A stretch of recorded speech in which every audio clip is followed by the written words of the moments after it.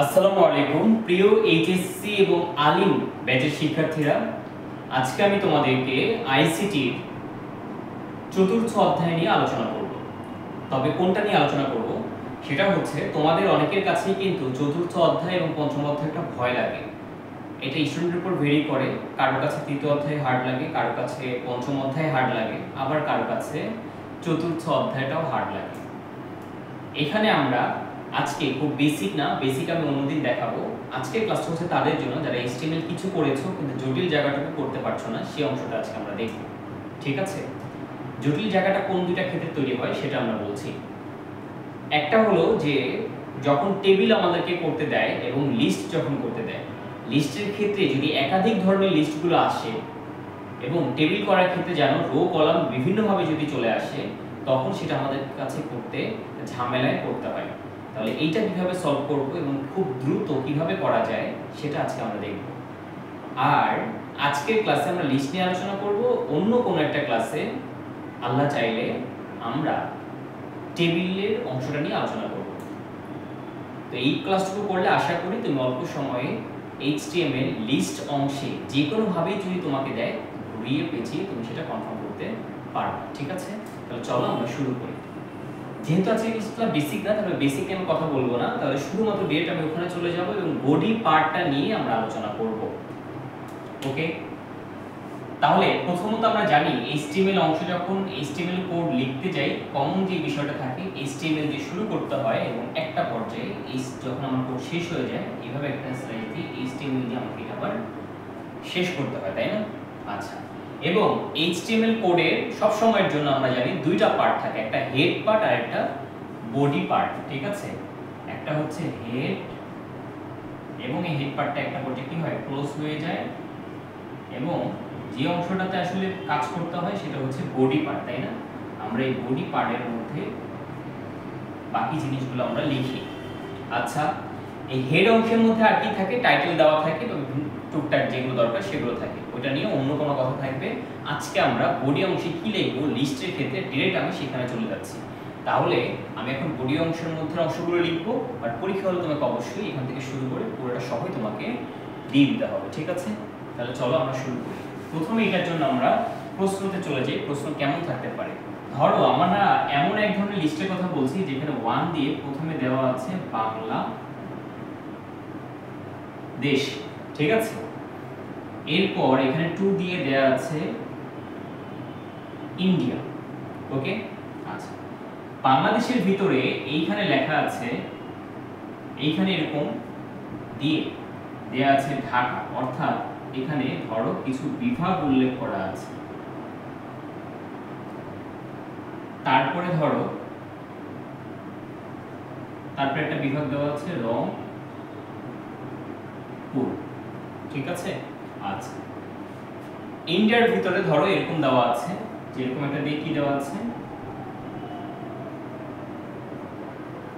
কলকাতা দেওয়া আছে। ওকে, আচ্ছা, এটা হচ্ছে একটা চিহ্ন দেওয়া, এটা আমি স্কয়ার শেপে দিই। হ্যাঁ, আচ্ছা, এরপর ধরো আরেকটা জিনিস এরকম দেওয়া যে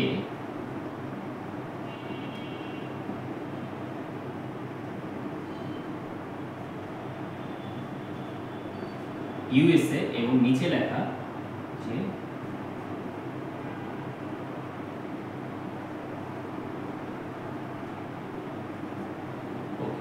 আমি এখানে সব ধরনের লিস্ট নিয়ে আসার চেষ্টা করছি। ওকে, এখন আমরা একটু জানি লিস্ট সম্পর্কে। আমরা লিস্ট জানি 3 রকমের হয়ে থাকে। একটা হচ্ছে অর্ডার লিস্ট, তাই না? Order list. এবার আসো আরেকটা প্রকার কি আছে, আনঅর্ডারড লিস্ট। আরেকটা প্রকার কি আছে, ডেসক্রিপশন লিস্ট বা ডেফিনিশন লিস্ট, তাই না? আচ্ছা, তাহলে ডেসক্রিপশন বা ডেফিনিশন লিস্ট। ওকে, এই 3 ধরনের লিস্টটা কিভাবে চিনবা সেটা হচ্ছে প্রথম কথা। অর্ডার লিস্ট যাদের হচ্ছে তোমার মানে পয়েন্ট আউট করা যায় নাম্বারিং করে বা ABCD দিয়ে বা 1 2 3 4 দিয়ে, এই ধরনের বা রোমান নাম্বার দিয়ে নাম্বারিং করা যায়। ঠিক আছে, যার একটা টাইপ আছে, নির্দিষ্ট টাইপ আছে, সবগুলো টাইপ আছে, বাট এই টাইপটা হচ্ছে ওই ধরনের যেটাকে রিড করা যায়, সেটা হবে তোমার অর্ডার লিস্ট। আনঅর্ডার লিস্ট কোনগুলো, যেগুলো হচ্ছে তোমার স্কয়ার শেপ বা বিভিন্ন মানে সাইন ইউজ করে লিস্ট তৈরি করা, সেটা হচ্ছে আনঅর্ডার লিস্ট। আর ডেসক্রিপশন লিস্ট বা ডেফিনিশন লিস্টের কথা কোনটা, সেটা হচ্ছে যেই লিস্টগুলোর কোন একটা নামের পর বা কোন একটা কিছুর পর একটা ব্যাখ্যা লেখা থাকে, ওইটার ডেফিনিশন নিচে দেওয়া থাকে, সেটা হচ্ছে ডেফিনিশন লিস্টের মধ্যে পড়ে বা ডেসক্রিপশন লিস্টের মধ্যে পড়ে। তাহলে এখানে কোনটা কি হচ্ছে খেয়াল করে দেখো, যখন উপর থেকে দেখবা প্রথম পর্যায়ে লিস্টটা হচ্ছে কিন্তু অর্ডার লিস্ট, কারণ 1 2 3 আছে, এখানে এবিসি থাকতে পারতো, এখানে রোমান সংখ্যায় 1 2 3 এভাবে দেওয়া থাকতে পারতো। এই লিস্টের ভিতরে আবার সাব লিস্ট তৈরি করা হয়েছে, যেখানে আনঅর্ডার লিস্ট ইউজ করা হয়েছে, যেমন এটা হচ্ছে একটা কি বলে এটাকে ডিস্ক শেপ, তাই না? আর এটা হচ্ছে স্কয়ার শেপ আছে। আচ্ছা, এবং লাস্টে যে লিস্টটা সেটা কিন্তু একটা ডেফিনিশন লিস্টের মধ্যে পড়ছে, কারণ কোনো একটা কিছু দিয়ে তার ডেফিনিশন এখানে উল্লেখ করা হয়েছে। ঠিক আছে? আচ্ছা, এবার আমরা এই জিনিসটাকে কিভাবে করব সেটা একটু জানি। আমরা জানি লিস্ট লেখার ক্ষেত্রে, কোন একটা লিস্ট লেখার ক্ষেত্রে এটাকে এলআই দিয়ে শুরু করতে হয় এবং সেটা লিখে এলআই দিয়ে আবার কি করতে হয়, শেষ করতে হয়। আর লিস্টটা কোনটা কোন টাইপের সেটাকে প্রথমত বুঝে নিতে হবে এবং তার জন্য সেই নির্দিষ্ট ট্যাগটাকে ইউজ করতে হবে। আমরা জানি অর্ডার লিস্টের ক্ষেত্রে ট্যাগ কোনটা, ওএল, তাই না? অর্ডার লিস্ট ওএল, এটা একটু ইজি আছে। এবং আনঅর্ডার লিস্ট কি হয়, ইউএল। এবং ডেফিনিশন লিস্টের ক্ষেত্রে হচ্ছে ডিএল। ঠিক আছে? আচ্ছা, এখন এইগুলোর ভিতরে আমাকে টাইপ দিয়ে কোনটা কোন টাইপ সেটা উল্লেখ করতে হয়। টাইপ কোনগুলোকে বলা হচ্ছে, ধরনটা কেমন লিস্টের ধরনটা, যে 1 2 3 4 দিয়ে নাকি এবিসি দিয়ে।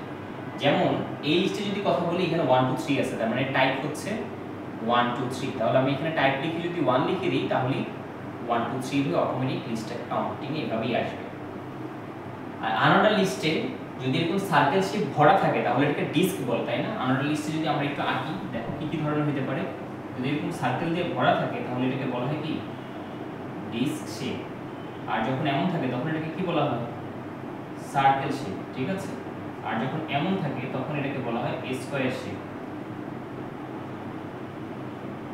Square shape. ঠিক আছে? আরো বিভিন্ন রকমের শেপ আছে। আচ্ছা, ডেসক্রিপশন লিস্টে আলাদা করে বলার কিছু নাই। এবার আসো আমরা এটাকে লিখবো কি করে সেটা একটু দেখি। প্রথমে এইটা আমরা তোমাকে বুঝে নিতে হবে যে কার ভিতরে কে আছে। পুরোটা হচ্ছে একটা অর্ডার লিস্ট, তাহলে আমি বলতে পারতেছি যে এই একটা অর্ডার লিস্ট হবে যার ভিতরে সবগুলো থাকবে। সেই অর্ডার লিস্টের ভিতরে আছে আবার আনঅর্ডার লিস্ট, তাহলে আমি বলতে পারি অর্ডার লিস্টটা লেখার পর এর ভিতরে যেটা লিখবো সেটা হবে আবার আনঅর্ডার লিস্ট। সেই আনঅর্ডার লিস্টগুলো আমি আবার এরকম করে লিখে ফেলবো। তারপর যখন ইন্ডিয়াতে আসবো তাহলে আবার সেই অর্ডার লিস্টের সেই জিনিসটা বসবে, তার ভিতরে আবার একটা আনঅর্ডার লিস্ট আছে স্কয়ার শেপের, এই জন্য হচ্ছে আবার একটা আনঅর্ডার লিস্ট বসবে। আর থাকলে আরো বসবে। তারপরে আছে কি, আবার এই যে অর্ডার লিস্টের একটা পয়েন্ট 3 দেখা যাচ্ছে, তাহলে অর্ডার লিস্টের ভিতরেই পড়বে। তারপরে একটা ডেফিনিশন লিস্ট দেখা যাচ্ছে, তাহলে এখানে হবে আবার ডেফিনিশন লিস্ট। ঠিক আছে? তাহলে এই ছিল আমাদের ওএল ইউএল, আর এখানে হবে কি, ডেফিনিশন লিস্ট। এখন এখানে একটা জিনিস বুঝতে হবে যে কার ভিতরে কে পড়তেছে। অর্ডার লিস্টের ভিতরে কিন্তু ডেফিনিশন লিস্ট আসছে, এইজন্য দেখো অর্ডার লিস্টের ভিতরে আমি ডিএলটাকে রাখছি, মানে এই জিনিসটাকে ডেফিনিশন লিস্ট বলতে হবে। আর যদি এই জিনিসটা এমন হইতো এটার পর শুধু এটা আছে, তাহলে আর এখানে নাম্বারিং নাই, তার মানে অর্ডার লিস্ট কিন্তু এই পর্যন্তই ক্লোজ। তাহলে তখন এটা হচ্ছে ডেফিনিশন লিস্ট, হচ্ছে অর্ডার লিস্টের ভিতরে না, বাহিরে। তখন তোমার এটার এখানে এই ডাকটা এখানে ক্লোজ হয়ে যেত, তখন এখানে হতো ডিএল লিস্ট। আমি কি বুঝতে পারলাম ব্যাপারটা? ওকে, এবার আসো আমরা লিখব কি করে।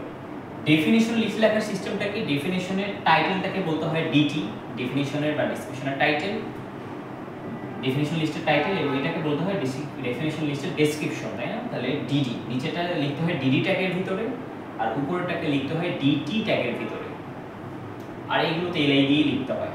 তাহলে এখন আমরা ফাইনালি করা শুরু করি। ডেফিনিশন লিস্টে কি বললাম, এটা হচ্ছে একটা ট্যাগ ডিএল ডেফিনিশন লিস্ট। যখন আমরা ডেফিনিশন লিস্ট লেখা শুরু করতেছি, আর ডেফিনিশন লিস্ট লেখা শুরু করার পর টাইটেল যখন লিখবো তখন লিখবো ডিটি ট্যাগের ভিতরে, অর্থাৎ ডিটি এই ট্যাগটার ভিতরে।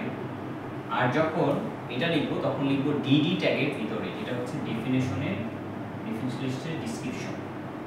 ঠিক আছে, তাহলে এখন চলো আমরা এই অবস্থায় রেখে এটা কন্টিনিউ করি। ঠিক আছে, বাকিটা না দিয়ে ভিতরে দিয়ে আমরা এটা কন্টিনিউ করি। তাহলে আমরা লিখতেছি হচ্ছে বডি, তাই না? এই হচ্ছে বডি। বডি দিয়ে প্রথমে পুরো জিনিসটা কেমন আছে এটা আমরা বুঝছি, অর্ডার লিস্টের মধ্যে আছে, তাহলে দিব ও এল, তাহলে অর্ডার লিস্ট শুরু। বাট অর্ডার লিস্টের টাইপটা উল্লেখ করতে হবে, তাহলে কোন ধরনের টাইপ আছে, টি ওয়াই পি এই টাইপ দিয়ে ইকুয়াল দিয়ে ইনভার্টেড কমার মধ্যে আমি এটা 1 লিখে দিব, এর মানে সে বুঝে ফেলবে এটা 1 2 3 4 আকারে টাইপে যেতে হবে। এরপর লিস্টগুলো লিখতে হয় এল আই দিয়ে, তাহলে আমি এখানে একটা এল আই দিব, এল আই এর ভিতরে আমি লিখব বাংলা দেশ, এবং এল আইটা আমি আবার ক্লোজ করব, তাই কিন্তু ক্লোজ করব না, কারণ বাংলাদেশের ভিতরে আবার দুটো জিনিস আছে, তার মানে এই দুটো জিনিস কমপ্লিট করে তারপর আমি সেটাকে ক্লোজ করতে হবে। অর্থাৎ কি বলতে যাচ্ছি, এইটা হচ্ছে ক্লোজ করা বোঝায় বাংলাদেশ লিস্ট, কিন্তু আমি এখানে এই জিনিসটা দেওয়া যাবে না, কারণ এটার ভিতর এটা শেষ হয়নি। যদি এগুলো না থাকতো তাহলে এটা কিন্তু এখানেই শেষ, আরেকটা আবার শুরু হচ্ছে, তখন আবার এলআই দিয়ে ইন্ডিয়া আসতো। যেহেতু এটার ভিতরে এই দুটা লিস্ট, তার মানে হচ্ছে এটাকে পরে ক্লোজ করতে হবে, এটা আমাকে মাথায় রাখতে হবে। এটার ভিতরে কি আছে, আনঅর্ডার লিস্ট আছে, তাহলে আমাকে ইউএল দিতে হবে, এবং এটা টাইপ কি, টাইপ হচ্ছে টাইপ কি ডি, এটা কি বল ডিস্ক শেপ না, ডিস্ক শেপ হচ্ছে আনঅর্ডার লিস্ট ট্যাগ লিখে তার মধ্যে এলআই দিয়ে এই জিনিসগুলো লিখে ফেলবো, তাহলে এল আই, এল এর মধ্যে কি থাকবে, ঢাকা, ঢাকা বা এলআইটা ক্লোজ করে ফেলবো, এবং আবার এলআই দিব, এই লিস্টে কি রংপুর। দেখো এইটার ভিতরে যেটা আবার লিস্ট থাকতো, ঢাকার ভিতরে মনে করো আছে মিরপুর, ঢাকার ভিতরে আছে ধরো তোমার কি বাড্ডা, হ্যাঁ বাড্ডা মিরপুর এরকম আছে, তাহলে ঢাকার ভিতরে যখন লিখতাম তখন কিন্তু এলআইটাকে আবার ক্লোজ করতাম না, কারণ ঢাকার ভিতরে এটা আছে, তখন ঢাকার ভিতরে আবার আমি অর্ডার লিস্ট হলে অর্ডার লিস্ট, বাংলা লিস্ট হলে বাংলা লিস্ট, সেটা লিখে কমপ্লিট করে তারপর লাস্টে গিয়ে এলআই ক্লোজ করতাম। ওকে, তাহলে এখানে তো সেটা নেই, এই জন্য আমরা এখানে ক্লোজ করতে পারছি।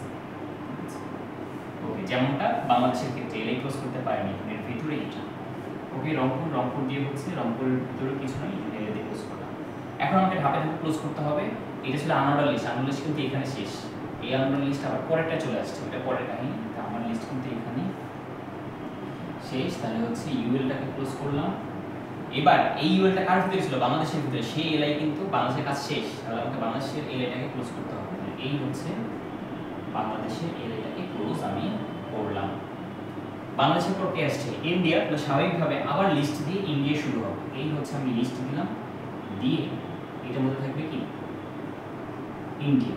ইন্ডিয়ার লিস্ট আমি ক্লোজ করতে পারছি না, কারণ ইন্ডিয়ার ভিতরেও আবার আনঅর্ডার লিস্ট আছে। ঠিক আছে, ওকে।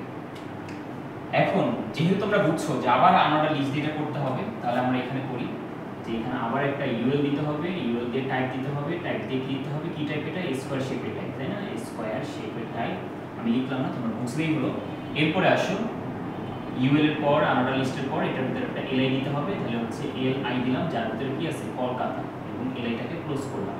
তাহলে আনঅর্ডার লিস্ট আর নাই, তাহলে হচ্ছে ইউএলটাকে আবার ক্লোজ করতে হবে, এবং এই যে এলআইটা শুরু হয়েছিল ইন্ডিয়ার ভিতরে, ইন্ডিয়ার কাজটা শেষ, তাহলে ইন্ডিয়ার এলআইটাকে আবার ক্লোজ করে দিতে হবে। ঠিক আছে, আবার এলআই দিয়ে আমি আবার এটা শুরু করব, আবার হচ্ছে এলআই, এল এর ভিতরে কি আছে ইউএসএ, এটা কিন্তু আর মানে অর্ডার লিস্টের ভিতরে আবার একটা ডেফিনেশন লিস্ট চলে আসছে, এই জন্য এটার ভিতরে আমাকে ডেফিনেশন লিস্টের ফরম্যাটে যেতে হবে। ডেফিনেশন লিস্টের ফরম্যাটটা কি সেটা আমরা জানি যে এখানে হচ্ছে ডিডি দিয়ে লিখতে হয়, তাই না, ডেফিনেশন লিস্ট ডিএল, ডিএল লিখলাম। ডেফিনেশন লিস্টে ডিএল এর ভিতরে আমাকে যেতে হবে হচ্ছে ডিটি, ডিটি, ডিটি ট্যাগ কি ইউএসএ, লেখা বোঝা যাচ্ছে কিনা, ডিটি ইউএসএ, এবং আমি আবার লিখব ডিটি, ডিটির ভিতরে দিস ইজ এ কান্ট্রি, এবং হচ্ছে ডিটি কি হবে ক্লোজ হবে, আর ডেফিনেশন লিস্ট শুরু করছিলাম সেই ডেফিনেশন লিস্টটা আবার ক্লোজ করে দিই।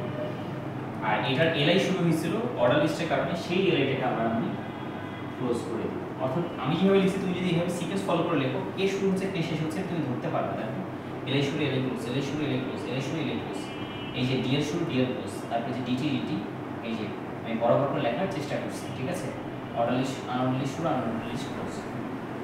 আর কি ক্লোজ বাকি আছে, এখানে দেখো ওই যে ওএল শুরু হয়েছিল অর্ডার লিস্ট, তাহলে সেই অর্ডার লিস্টে ক্লোজ করা বাকি আছে, তাহলে হচ্ছে এখানে একটা ওএল দিয়ে দিই ক্লোজ, আর হচ্ছে বডিটা ক্লোজ হয়ে যাবে।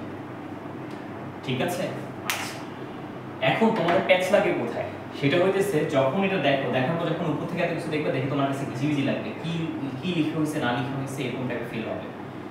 তোমাকে যেভাবে ধরতে বলছো ওইভাবে তুমি ধরে ধরে দেখো পারো কিনা, না পারলে সেটা তুমি কমেন্টে বলো বা সরাসরি হচ্ছে আমাদের গ্রুপে যদি কানেক্ট হয় সেখানে তুমি ভয়েস মেসেজ দাও, তাহলে সেটা তুমি রেসপন্স পেয়ে যাবে। সেটা তুমি দেখো যে প্রথমে কিভাবে বলছি নিয়মটা, প্রথমে লিস্টের দিকে তাকাবা, কি কি লিস্ট আছে এটা তোমাকে কনফার্ম করে নিতে হবে। তারপর কার ভিতরে কি আছে সেটাকে তোমাকে ইনশিওর করে নিতে হবে, কার মধ্যে কে পড়ছে কার মধ্যে কে পড়েনি, তারপরে আমরা সেটা কন্টিনিউ করব। সেই কাজটা কিন্তু আমি করছি, পুরোটা দেখছি অর্ডার লিস্ট আছে, তার ভিতরে আছে হচ্ছে আবার আনঅর্ডার লিস্ট, আর লাস্টেরটা আছে ডেফিনিশন লিস্ট। ঠিক আছে, তাহলে শুরু করছি অর্ডার লিস্ট দিয়ে। আর জানি লিস্ট লেখার নিয়ম এটা আমরা অলরেডি জানি, কীভাবে লিখতে হয় সেটা আমরা লিখছি। এটার ভিতরে আমাদের এটা আছে, এই জন্য আমাকে এলআইটা ক্লোজ না করে আমাকে এটা লিখে তারপর আমাকে এলআই ক্লোজ করতে হয়েছে। স্বাভাবিক কনসেপ্ট, মানে আমি যদি এটা এখানেই ক্লোজ করে দিই তাহলে তো এটার ভিতরে পড়লো না জিনিসটা, ঠিক আছে, তখন এটা বাইরে পড়ে গেল। এবার তোমাকে বলি আউটপুটটা কেমন দেখাবে। যদি এলআইটা আমি এইখানে ক্লোজ করতাম, কথা বুঝিও, এলআইটার সাথে আমি যদি এখানে এলআইটা ক্লোজ করে দিতাম, ঠিক আছে, আমি দেখাই দিই যদি ঘটনাটা এমন হইতো, আর এটা মনে করো নাই, তাহলে কেমন হইতো জানো, এটা আউটপুটটা দেখাইতো, এটার এখানে দেখাইতো না, এই লেখাটা এখানে চলে আসতো, এখানে আসতো ঢাকা, এখানে আসতো রংপুর, তখন আর বুঝাইতো যে এটার ভিতরে না, এটা বাইরে আছে, এখানে চলে আসতো মাঝখানে। তো এই জিনিসটা আসলে এমন হবে, আর যেটা ছিল সেটা এইভাবে থাকবে। ঠিক আছে, ওকে ওকে, তাহলে বুঝতে পারলাম এরকম করে আমরা আগাইছি। পরেরটাকে আমরা সেম কাজটা করছি। ধরো পরেরটা ঘটনাটা এরকম, কলকাতা নাই, প্রশ্নটা এটা আছে, তাহলে আমি কি বলছিলাম, কলকাতা নাই, তাহলে ইন্ডিয়া, ইন্ডিয়া এখানে আর ইন্ডিয়ার ভিতরে কিছু আছে নাই, তাহলে ইন্ডিয়ার এলআইটা এখানে ক্লোজ হয়ে যাবে, তাহলে এগুলো মুছে যাবে, আনাটা লিস্ট তো নাই, তাহলে ইন্ডিয়ার এই যে এখানে এটা ক্লোজ হয়ে গেল, এই জিনিসটা এমন হইতো, বাকিটা ঠিক আছে। আবার ধরো এই জিনিসটা এখানে শেষ, এটা হচ্ছে এরকম, তাহলে কি অর্ডার লিস্টটা কিন্তু এই পর্যন্ত শেষ, এখানে না, তাহলে তখন ওয়েলটা ক্লোজ হতো এখানে না, ওয়েলটা এই ইন্ডিয়াতে এসে ক্লোজ হয়ে যেত। মনে রাখতে হবে, ধরো এই যে ওয়েলটা আমাদের এখানে ক্লোজ হয়ে গেল, তাহলে এই ক্লোজটা পাবে। তারপরে শুরু হবে তোমার ডিএল লিস্টের, সেই হচ্ছে ডিএল লিস্ট, তখন এলআই টেলআই এগুলো আর থাকতেছে। এই যে অর্ডার লিস্ট বলছি এখান থেকে এইটুকু অর্ডার লিস্ট, তাহলে এই যে এখান থেকে এইটুকু অর্ডার লিস্ট হয়েছে। তারপরে ডেফিনিশন লিস্ট আসছে, এই জন্য আবার ডেফিনিশন লিস্টের জন্য ডিএল আর ডেফিনিশন টাইটেল দিতে হয় ডিটি এর ভিতরে, আর ডেফিনিশনের ডেসক্রিপশনটা দিতে হয় ডিডি এর ভিতরে দিলাম, এবং ডেফিনিশন লিস্ট শুরু করছি, ডেফিনিশন লিস্ট ক্লোজ করে গেছি। ঠিক আছে, আর এখানে এলআই দিয়ে লিখতে হয় না, এখানে এইভাবে লিখতে হয়। এই হচ্ছে কথা। আশা করি এখন তোমাদের যে কোনটা দিলে তুমি এটা বুঝে ওইটা করতে পারবা। এই যে সিচুয়েশনটা এটার ভিতরে এটা হয়েছে, আমি কিন্তু একটু আগে বলছি এর ভিতরে যদি আরও থাকে তখন কিন্তু আবার এইখান থেকে আরও সামনে আগাইতে হবে, অন্য কিছু হইতো, সেটাও আমি একটু করার সময় বুঝাইতেছি। ঠিক আছে, ট্রাই করে দেখো আসলে কতটুকু উপকৃত হলাম। ঠিক আছে, ধন্যবাদ।